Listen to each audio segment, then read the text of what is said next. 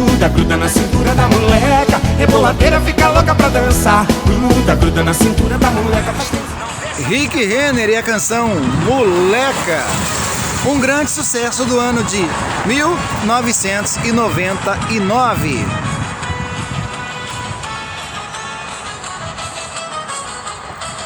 Foi um ano muito legal, onde a música do axé misturou com sertanejo em participações e em estilos também. O pagode, o sertanejo, o axé fizeram da música sertaneja uma música ampla para todos os estilos e todos os gostos.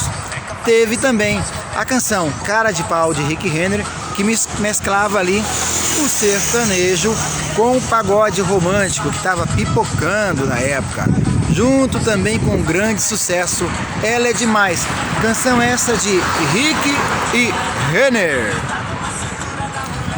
Também a música Pra Falar a Verdade, de Daniel, que mesclava ali o sertanejo e o pagode de uma forma muito uníssona. A mescla de pagode com sertanejo e axé fez de 1999 grandes hits, grandes canções da música sertaneja estouraram nesse ano, que fizeram de 1999 um ano marcante para a música sertaneja. E você, o que fazia no ano de 99?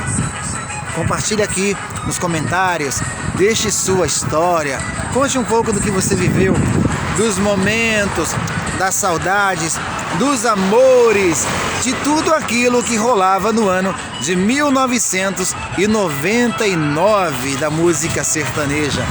Um abraço a todos e por aqui estamos conectados.